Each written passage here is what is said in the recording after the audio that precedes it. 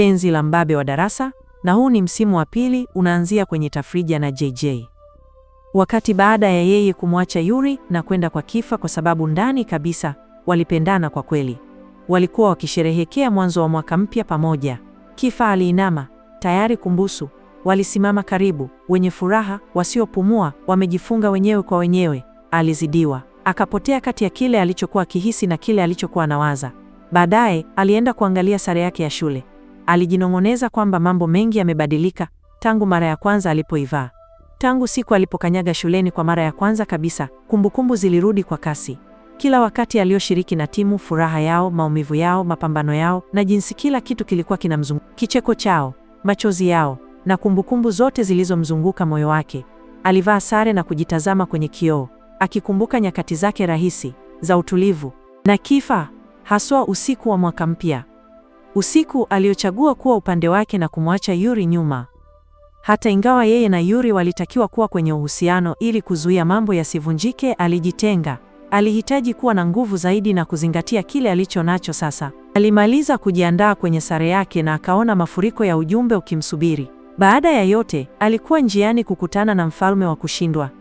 Kifa, alijiuliza atakabilianaje naye, haswa baada ya kukubali pendekezo la ndoa la Yuri. Hakupaswa kumwendea Kifa hata kidogo. Wakati huo huo, shangazi yake aliingia, akifurahishwa na chumba kilichopangwa upya. Alimwambia kwamba Yuri alikuja mapema na kuomba ruhusa waondoke pamoja. Alikuwa akingojea chini ya ngazi. Moyo wake ulikaza. Baada ya shangazi yake kuondoka, alikitazama pete ya Yuri, akijikumbusha kwamba alikuwa amechumbiwa rasmi kwake. Ilibidi aache kumfikiria Kifa kabisa. Alijichunguza na kuelekea chini. Ilikuwa wakati wa kurudi shuleni.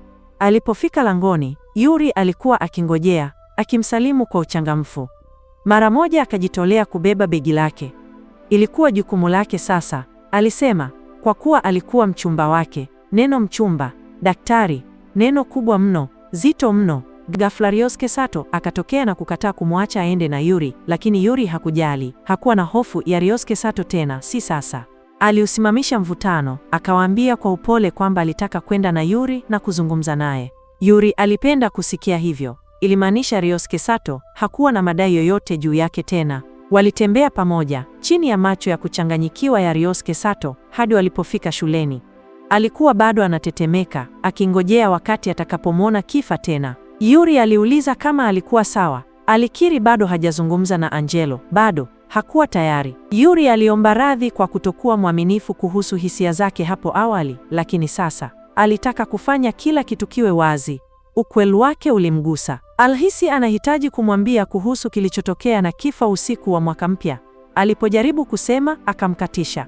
Bila shaka ilikuwa kuhusu Kifa, lakini hakutaka kusikia. Si sasa. Hakutaka aombe radhi. Alimuelewa. Alikuwa tayari kungojea hata hadi siku yao ya harusi. Alishika mkono wake kwa upole, akimhakikishia. Alitamani angempa nafasi, asifunge moyo wake, ili waweze kupendana wote wawili. Maneno yake yalimchoma.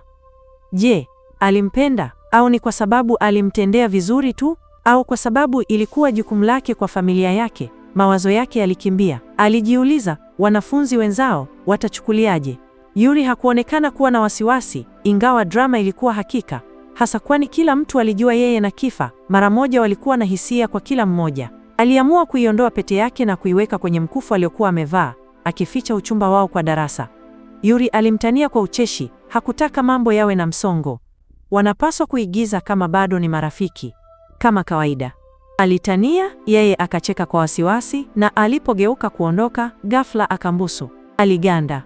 Akashangaa, yeye alifurahi, lakini yeye aliondoka haraka, akimwambia asichukue tena shuleni. Watu watagundua. Alimtazama akiondoka. Aliingia shuleni pamoja na wanafunzi wengine, akijaribu kutulia, lakini alipotembea kwenye ukanda, Kifa alionekana. Alimshtua na kumvuta kando. Alimkemea kwa kusema maneno makali kwake siku ya kwanza. Kisha, bila onyo, aliinama kana kwamba anambusu tena. Alimzuia mara moja. Alijua haswa athari aliyokuwa nayo kwake, lakini hakuacha kutaniana. Hakuelewa kwa nini inamkasirisha.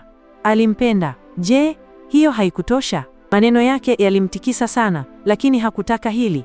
Alihisi kana kwamba anamsaliti Yuri. Alimsihi Kifa ajiweke mbali, Alikataa. Hawakuwa kwenye uhusiano. Hakukuwa na usaliti, na kwa kadiri alivyohusika, alikuwa wake na wake tu. Alidhani ana wazimu, lakini hakujali. Alimkamata tena na kumbusu. Wakati huu alijitoa kabisa. Aliyeyuka ndani yake. Alimpenda Kifa. Kila sehemu yake ilijua. Usiku wa mwaka mpya uliangaza mbele ya macho yake, lakini kisha maneno ya Yuri yakamng'oa akilini mwake. Ahadi kwamba angemngojea hadi siku yao ya harusi. Moyo wake ulivunjika.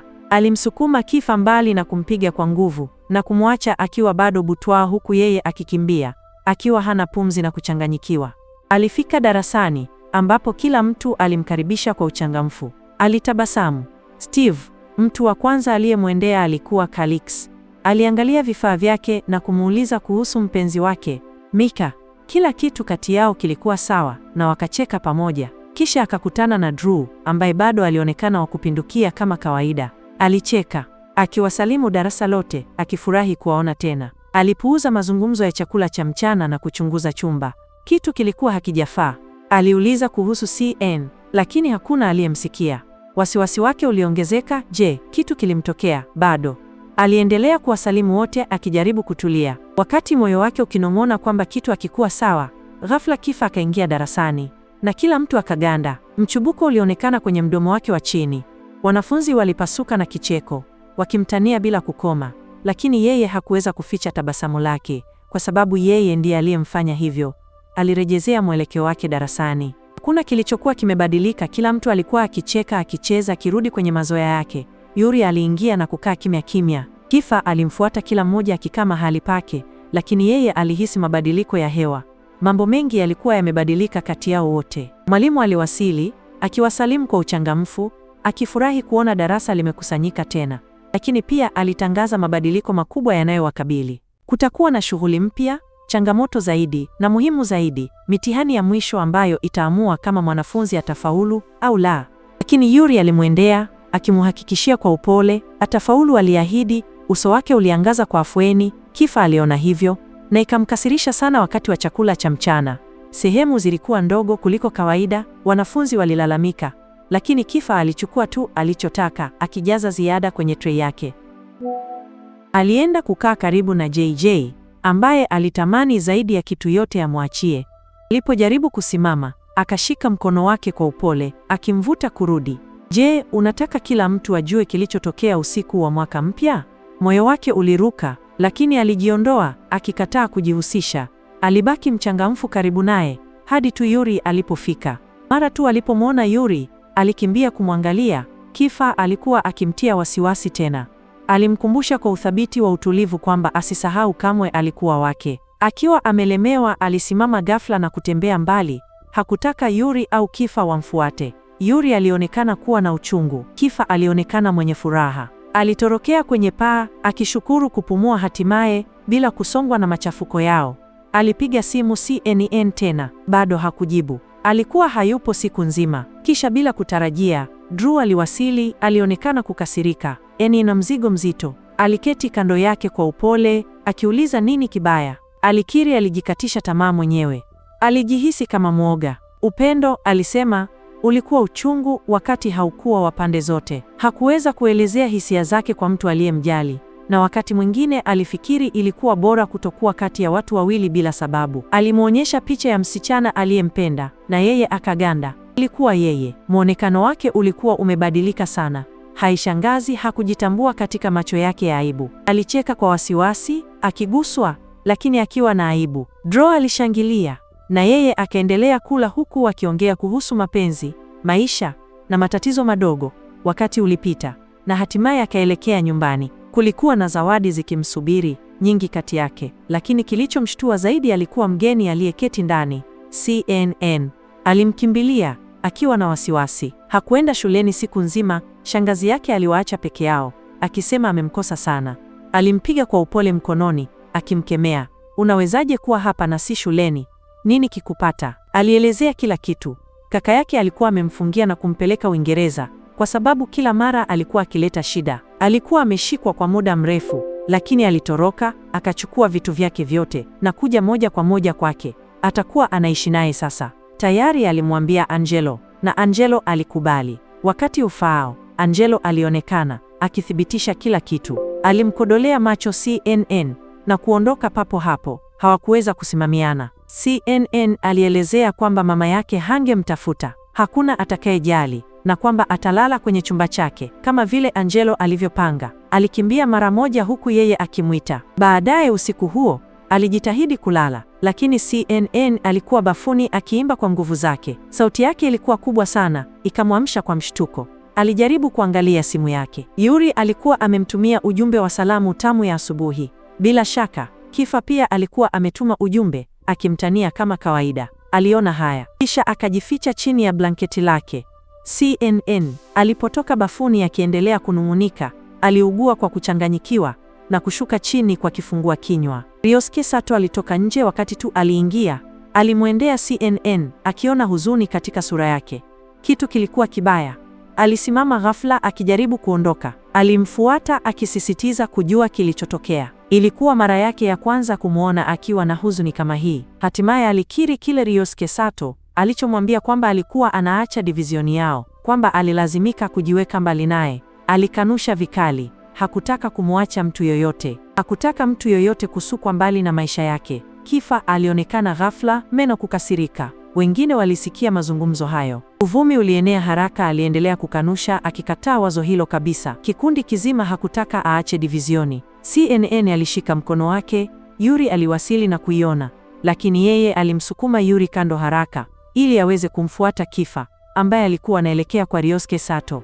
Aliwaambia wote ukweli. Ryosuke Sato alikuwa ameiba nambari ya simu ya baba yake. Aliwachagua wao divizioni, atakaa nao bila kujali nini. Jay alimkimbiza Kifa ili amzuie. Kabla hajafanya jambo la kujetia, mapigano yalizuka. Kifa alimwangusha Ryosuke Sato kwa urahisi. Alikuwa na nguvu zaidi.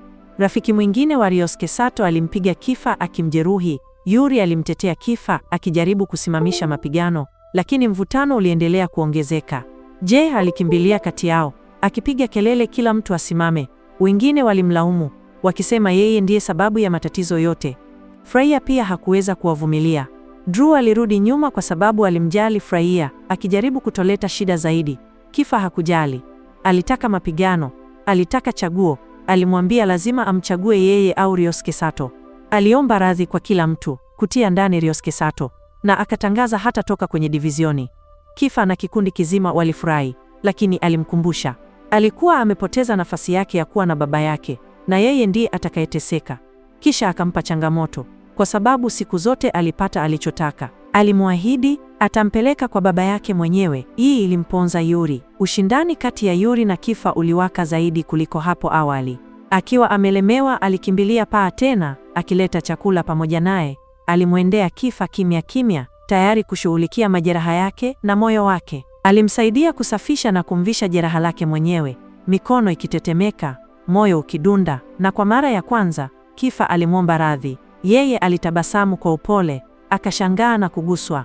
Alikiri kwamba labda anapaswa kuomba radhi kwa watu wengi, lakini hakuna hata mmoja wao aliyejali. Yeye peke yake ndiye aliyemjali. Maneno yake yalimng'oa sana. Waliangaliana, hewa ikiwa nene na hisia zisizosemwa. Alipojaribu kutembea mbali, alimvuta kwa upole kurudi, macho yao yakifungamana zaidi. Ghafla, kumbukumbu ya usiku wa mwaka mpya ilirudi kwa wote wawili, usiku ule waliokuwa pamoja. Lakini Yuri alionekana akilini mwake pia. Hakuwa tayari kumtoa, angepambania yeye. Alijiona kama amegawanyika kati yao, amepotea kabisa. Aliamka kwa mshtuko, asiweze kupumua, ndoto ile tena, ile ikijirudia rudia. Kwa hiyo alijaribu kusafisha mawazo yake. Alienda kumtafuta Yuri. Alimsalimu kwa upole asubuhi, lakini akili yake ilimtia Kifa. Hakuwa amemtumia ujumbe na CN. Alikuwa amemwekea vitu vyake vyote, akijaribu kumwamsha mapema, lakini hakujibu. Kwa hiyo aliondoka. Alikimbia nje kumtafuta. Rafiki yake akamfuata, akimwonya kwamba mtu alikuwa akimfuata. Aliogopa na mara moja akajaribu kumpigia Kifa, lakini kabla hajafika kwake, aliwaona wanaume wawili wakimpiga. Alipambana nao kwa ukali, alitaka kukimbia, lakini hakuweza. Aliruka kuingia, akikataa kumwacha peke yake. Wanaume zaidi walionekana. Mmoja akamwambia wanamtaka JJ kwa sababu alikuwa ameunganishwa na Kifa. Alikanusha kila kitu, akasisitiza hawakuwa pamoja, lakini hawakujali. Walimfikia. Kifa alisimama mbele yake mara moja na kupokea pigo. lililomlengwa yeye. Aliganda akiwa na hofu. Damu ilipomwagika, kurudi shuleni, darasa lilimalizika bila JJ kuonekana. Yuri na Kifa walibadilishana macho ya wasiwasi. Kitu kilikuwa hakijafaa. Wasiwasi wa Yuri uliongezeka. Alimwambia Kifa hakuweza kumpata kwa simu. Wote wawili walikumbuka wakati walipowahi kukubaliana kupishana na kumwacha JJ aamue moyo wake ni wa nani.